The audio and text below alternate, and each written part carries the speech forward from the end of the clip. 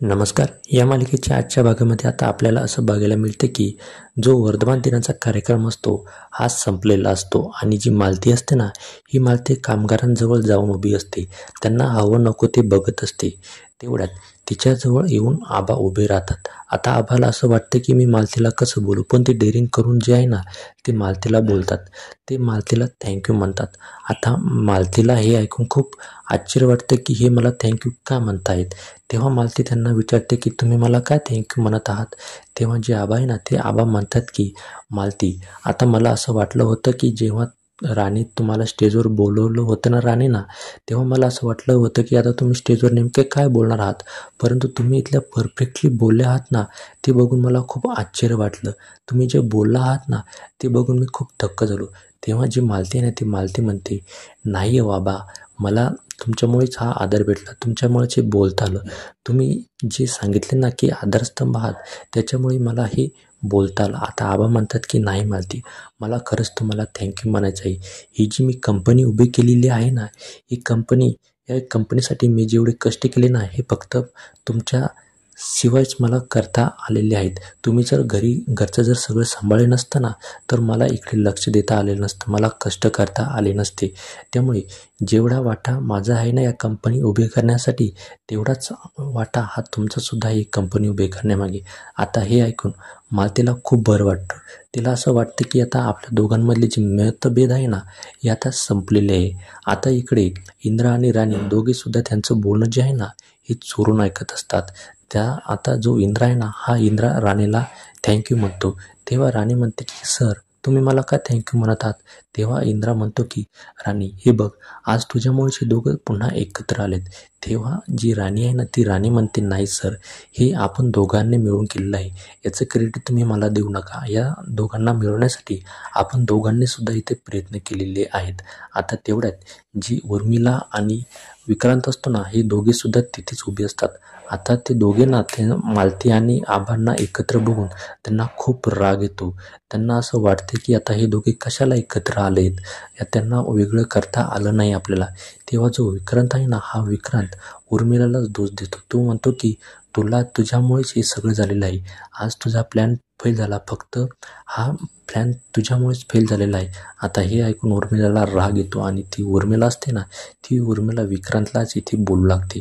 दुसरीकडे आता जे इंद्रा आहे ना, हा इंद्रा घरी येतो. घरी आल्यानंतर इंद्रा जो आहे ना, हा राणीला अभ्यास करण्यासाठी तिला मस्त मटेरियल आणून देतो, स्टडी आणून देतो, सगळं तिला आणून देतो आणि तिला सरप्राईज द्यायचं असतं त्याला की ही जी स्टडी आहे ना, हे सगळं मी तुझ्यासाठी केलेलं आहे.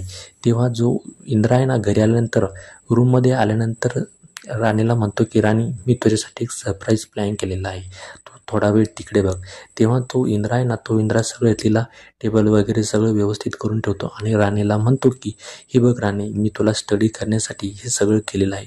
तेव्हा राणीला ते बघून खूप आनंद होतो आणि राणी म्हणते की सर, हे सगळं तुम्ही माझ्यासाठी केलेलं आहात. तेव्हा तो म्हणतो की नाही, आता मला वकील व्हायचं आहे म्हणून मी हे केलेलं आहे. आता जी राणी आहे ना, ती राणी मस्त अभ्यास करायला इथे बसलेली असते. रात्रीचा टाईम असतो. तेव्हा जो इंद्रा आहे ना, या इंद्राला झोप येत नसते. तो सतत राणीकडेच त्याचं लक्ष असतं. पण आता ही जी गोष्ट आहे ना, ही राणीला कळते आणि राणी जी आहे ना, ती एकदम उठून बाजूला जाते आणि तेवढ्यात लक्ष जे हे इंद्राचं त्या टेबलवर जातं. तिथे त्याला राणी दिसत नाही आणि तो एकदम उठून उभा राहतो आणि म्हणतो की आता ही इथे कुठे गेली. तेवढ्यात राणी मागून येऊन त्याच्या खांद्यावर हात ठेवते आणि म्हणते की सर, तुम्ही का जागताय माझ्यामुळे, तुम्ही झोपा ना. तेव्हा तो म्हणतो की नाही, ठीक आहे, मी झोपून राहतो. तेव्हा राणी म्हणते की मी तुम्हाला एक प्रश्न विचारू का सर. तेव्हा तो म्हणतो नाही विचारायचा. पण राणी म्हणते की नाही, मी विचारणारच आहे.